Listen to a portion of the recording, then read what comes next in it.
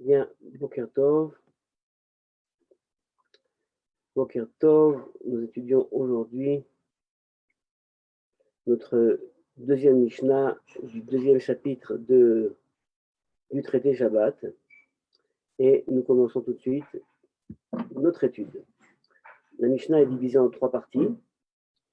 Elle va traiter des suites de ce qu'on a déjà vu dans la Mishnah précédente, c'est-à-dire des huiles qui sont permises ou interdites pour allumer les bougies de Shabbat.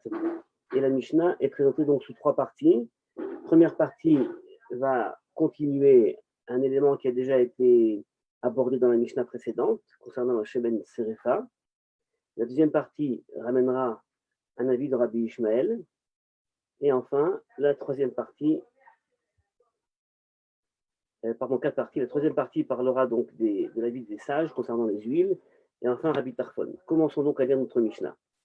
En madlikin beshemen serefa beyom tov. On n'allume pas avec de l'huile devant être brûlée. Nous parlons de l'huile, donc qui est l'huile de Trouma, donc Trouma, c'est-à-dire un élément qui a été donné au Kohen et avec lequel il a fait de l'huile. Et cette huile-là, eh bien, ne peut pas être utilisée pour allumer avant Shabbat les Nerot. Pourquoi? Tout d'abord, pourquoi la Mishnah nous parle-t-elle tout d'un coup de Yom Tov alors que nous sommes en train de parler de Shabbat? Vraisemblablement, la Mishnah nous parle d'un cas où la veille de Shabbat, eh bien, c'est un Yom Tov.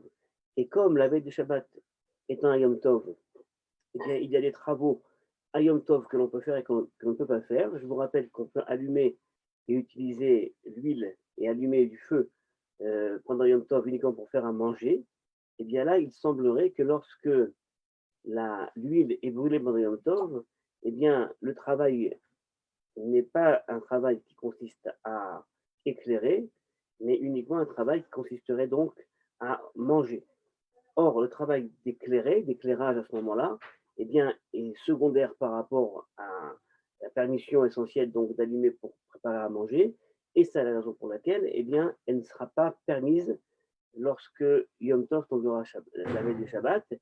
Et la raison pour laquelle, sans doute, la Mishnah nous ramène cela maintenant, eh bien, c'est pour nous dire qu'il y a peut-être une xéra, ce n'est pas clair, mais il y a peut-être une xéra, c'est-à-dire un décret de ne pas utiliser de l'huile donc qui doit être brûlée, de l'huile de Trouma, pendant Shabbat, xéra de Yom Tov, c'est-à-dire qu'on va l'interdire pour ne pas en arriver à lorsque on sera en veille de Yom Tov, eh bien, on allumera également les bougies avec cette huile. Donc, l'interdit n'est pas en lui-même lié à Shabbat, mais lié au cas où on serait donc à la veille de Yom Tov, et pour donc ne pas glisser et permettre cette huile, également pour un Yom Tov, eh bien, on va également l'interdire pendant Shabbat, un cas qui peut arriver quelques fois par an uniquement, donc pour les cas de Pessah, Shavuot et Sukkot, mais c'est sans doute la seule façon de comprendre cette Mishnah. Continuons notre Mishnah. Rabbi Ishmael Omer. Rabbi Ishmael nous dit En madlikin be'itran mipne kvod Shabbat. On n'allume pas avec du itran. Le itran, ce sont des déchets de résine. Mipne kvod Shabbat, pour conserver l'honneur du Shabbat.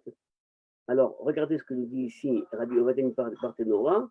Itran, donc psolet shel zefet, ce sont des résidus donc de résine. Verecho ra beyoter. Et il développe une odeur extrêmement mauvaise, cette huile-là, et donc pour le kvod Shabbat, on n'allumera pas. Donc on voit là que on avait vu auparavant dans la Mishnah qu'il y avait des éléments qu'on n'utilisait pas pour allumer les néroth, ni des mèches, ni de l'huile, parce que le statut religieux est un statut problématique. Nous avons vu également qu'il y avait un problème qui était lié à la clarté, c'est-à-dire à la qualité de la lumière qui pouvait être mauvaise, et donc on en arriverait à bouger l'ustensile, donc le bougeoir, pour que l'huile arrive bien. Là, on a un nouvel élément qui est l'élément donc de l'odeur. On pourrait allumer, évidemment, avec du itran, mais ça entraînerait une odeur extrêmement mauvaise qui fait qu'on sortirait de la pièce, qui pourrait peut-être toucher au nez de Shabbat, et bien à l'esprit de Shabbat, et essentiellement à l'expérience qui doit être une expérience positive. Donc, lorsqu'il y a une mauvaise odeur, on n'allume pas également selon Rabbi Ishmael. Vachachamim matirin Bechol Ashmanim. Donc là, on a un avis des sages qui, eux, considèrent qu'on peut permettre d'allumer eh bien, avec toutes les huiles. Et on a ici donc une liste qui nous est faite, Bechemen Shum Shemin, avec de l'huile qui est une huile donc de Shum Shemin, c'est-à-dire une huile de sésame. On prend les graines de sésame et on peut également en faire de l'huile. Bechemen Egozim, de l'huile de noix. Bechemen Snonot, de l'huile qu'on va confectionner à partir de radis. Bechemen Dagim, de l'huile donc extraite de poisson. Bechemen Pakuot, l'huile de Pakuot. Alors Pakuot, ce mot-là est un mot un peu bizarre. Voyons voir ce que nous dit Abertinora. Pakuot, Dlaat Midvarit, une sorte de courge.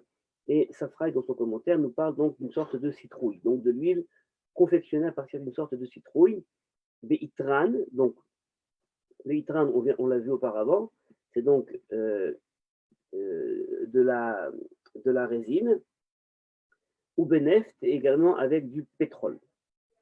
Alors, toutes ces choses-là, eh bien, également, on n'allume pas avec toutes ces huiles-là, et évidemment, il faut essayer de comprendre quelle en est la raison, et la Mishnah elle-même ne nous donne pas de raison, mais on peut supposer que d'un côté, l'huile peut-être n'est pas extraordinaire, c'est-à-dire qu'elle ne donne pas quelque chose, une flamme qui soit, je dirais, assez belle, et donc on aurait le problème, donc encore une fois, de ne pas bien, voilà, de ne pas bien voir pendant Shabbat. Regardez ce que nous dit Barthénora, chez Kol Echad Me Elu Hashmanim, chacune de ces huiles-là, ou Af Vesoref, qui s'envolent et qui brûlent, et donc on craint de peur que notre homme eh bien, l'allume et ensuite va la laisser comme ça et partira. Peut-être que ceci peut entraîner donc à la fois une mauvaise odeur, peut-être même un certain danger. Alors, un autre problème, Ve'od, nous dit Barthénora, Yeshta Amacher, il y a également une autre raison, Ve'essor Beshemen Afarsemon, on peut interdire également une huile donc de Afarsemon, Afarsemon c'est donc en français le kaki, Gzera Shema Istapek Mimeno Mipne Chashivuto, eh bien c'est une Gzera également, un décret, de peur qu'une personne ne se suffise de celui-ci, Mipne Chashivuto, et donc il y aurait ensuite un problème peut-être de Mavir, et Kaimala Noten Shemen Bener, Chayad Mishum Mavir, Amistapek Mimeno Chayad Mishum Mechabe, parce que peut-être que cette huile-là, eh bien, serait une huile qui peut en arriver à ne pas suffire à allumer, et peut-être que la personne donc devrait peut-être changer d'huile, la remplacer par une autre huile afin que le Shabbat eh bien, soit respecté avec plus de scrupules concernant l'ambiance. Et enfin, dernier avis, Rabbi Tarfon Omer, Rabbi Tarfon nous dit En madlikin et la beshemen zaïd bilvad, on allume uniquement avec de l'huile d'olive. Alors il faut savoir que Rabbi Tarfon, eh bien, qui lui habitait en terre d'Israël, eh bien, était quelqu'un qui était assez, je dirais, assez riche, et il était donc bien installé. Et concernant l'huile d'olive, il considérait, il était riche, il habitait à Lod, eh bien, il dit il faut allumer avec la meilleure des huiles, qui est donc l'huile d'olive. En Eretz Israël, à cette époque-là, eh bien, l'huile d'olive était, je veux dire, la plus répandue, et toutes les autres huiles étaient secondaires, tant dans leur importance, mais également dans leur qualité. Alors, ce qui est très intéressant, c'est que on parlait auparavant également du neft, du pétrole. Alors, on avait en Israël du pétrole. On connaissait l'industrie du pétrole à l'époque, mais on ne faisait pas évidemment usage dans tout ce qui est, comme aujourd'hui, extrêmement technologique, ou pour alimenter donc euh, des actions importantes comme combustible. On s'en servait essentiellement pour, comme ça apparaît dans le Talmud Yerushalmi, on s'en servait essentiellement dans l'industrie militaire afin de confectionner des armes ou des fléchettes. C'était donc essentiellement l'industrie. Il y a dans cette Mishnah quelque chose d'intéressant lorsqu'on considère les propos de Rabbi Tarfon, puisque vous savez que la Mishnah donc, est un texte qui a été écrit par Rabbi Anassi, mais nous avons également un autre codex, un autre texte qui s'appelle la Tosefta. Et les chercheurs souvent se posent la question qu'est-ce qui précède?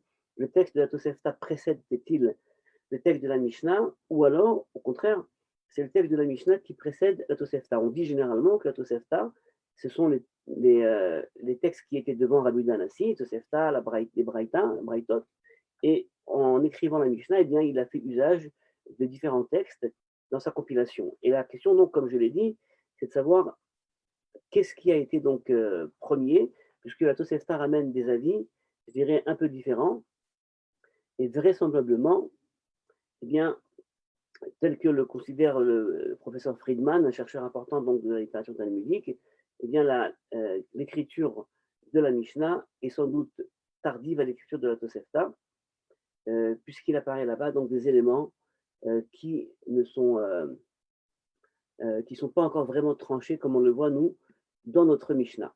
Voilà, donc c'est une Mishnah intéressante qui nous parle d'éléments donc essentiellement liés à la, je dirais à la vie de l'époque. Aujourd'hui, grâce à Dieu, c'est vrai que la question se pose beaucoup moins, mais à l'époque, vous voyez, les questions étaient beaucoup plus pratiques et les personnes confectionnaient leur huile.